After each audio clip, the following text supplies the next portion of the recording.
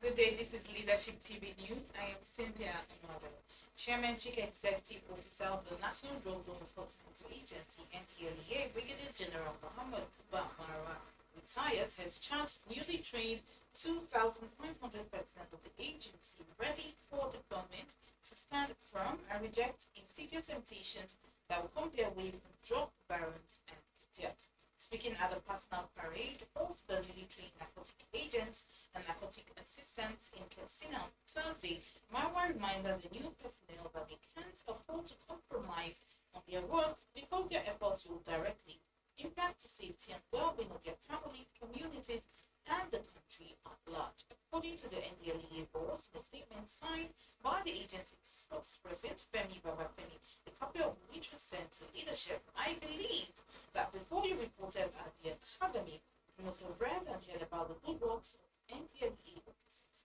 Today, the door is open for you to contribute your quota. NDLEA has a storied history of dedication and resilience in the face of adversity. We are in a new epoch in which we approach the fight against drug trafficking organizations with an indomitable spirit and determination to break their stranglehold on society. He further told the new personnel that in rejecting corruption and upholding our commitment, we are not only defending the well-being of our nation, but also preserving the moral fabric of the society and ensuring that justice prevails. The ceremony, which was well attended by high-ranking officers from the various security agencies, including march-past demonstration of basic anti-narcotic operation skills and presentation of awards to outstanding cassettes. Dignitaries at the event included Secretary to the Katsina State Government, Alhaji Abdullahi Garba Faskali, who represented Governor Diko Umar Rada, the Speaker of the State House of Assembly, Honorable Nasir Dara, who led other members of the Assembly and representatives of on now, the Calabar Correctional Center in Cross River State has reacted to the attack on its facility by gunmen, confirming the death of one personnel, Mr. Polycarp Essien, who was caught up in the crossfire with the unknown gunmen on the own state. Public Relations Officer PRO of Nigeria National Service (NCOS) in Calabar, Superintendent Enfanga Eti revealed this on Thursday in a telephone interview with a leadership. The PRO said that the armed men stormed the backside of the operational center and launched an attack on the facility, shooting sporadically to scare the officers on duty so that they can gain access into the facility. Our men had no option than to repel the attack.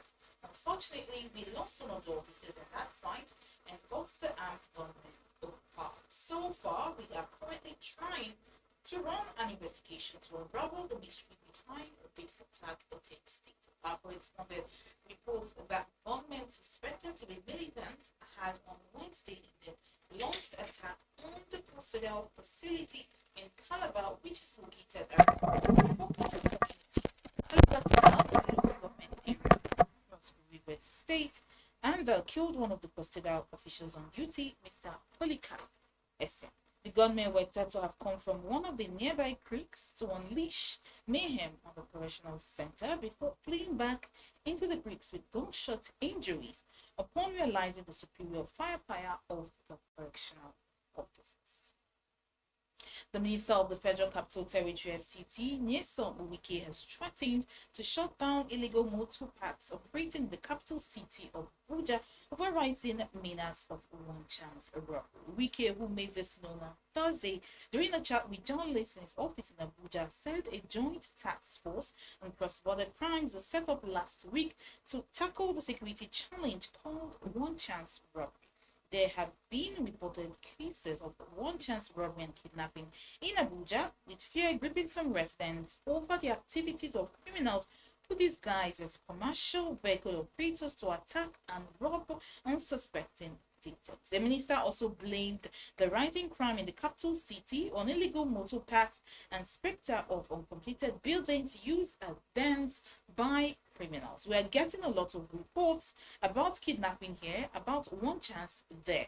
In most cases, we do not even let the public know what has been done. I can tell you the security agencies have done quite a lot. If not by now, the FCT would have been a different thing. And we discovered that most of the areas that criminals stay are shanties and uncompleted buildings, and that is why we say we cannot allow these uncompleted buildings where criminals have made their place of abode. Bring down all these uncompleted buildings which have turned into shanties, and they will have nowhere to hide. He stressed that to prove that the FCT administration was concerned about the activities of One Chance, that is why they have to set up the joint task force for the One Chance and the border control. Again, you see a lot of illegal motor parks. When we come up with a policy that we cannot allow these illegal motor parks, people will come up to say the economy is hard, things are tough, but nobody wants to look at it from the security implication. We are also planning to shut down some of these illegal motor parks, the minister added.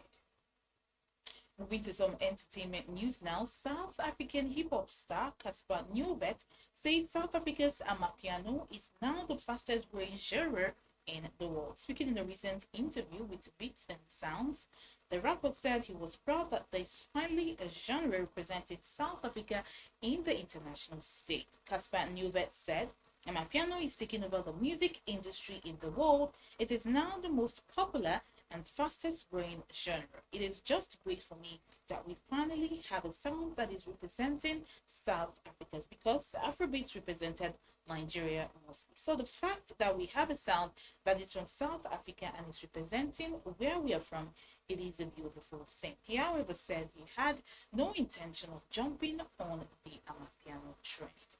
And finally, on some sports news, UEFA confirmed that Sweden's Euro 2024 qualifier against Belgium, which is abandoned at halftime after shooting in Brussels, will not be replayed.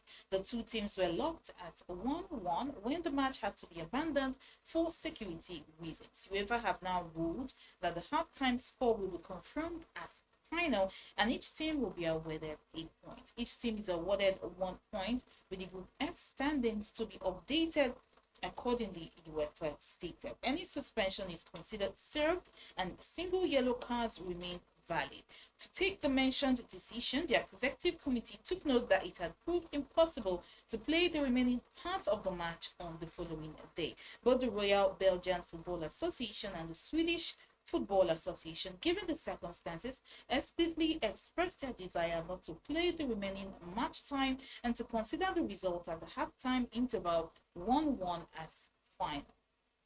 The result of this match does not impact the qualification of Group F, since Belgium is already mathematically qualified to the UEFA Euro 2024 final tournament, together with Austria, and Sweden is mathematically eliminated. 2 Swedish fans lost their lives while another was gravely injured during the terror attack, which the authorities have termed an attempt targeting Sweden and Swedish citizens. Brussels police shot down the attacker while he was at a cafe in the Spagex neighborhood. The fans were asked to stay inside the stadium, which was almost 5 kilometers from the location of the shooting, until the early hours of Tuesday morning, as it was considered the safest place. On that note, we end the news here on Leadership TV. For more news stories, log on to our website www.leadership.ng. Many thanks for watching. Thank you for watching. For sponsorship and advert placements, please contact 080-386158. Last Word Leadership Podcast Studio. You have the last word.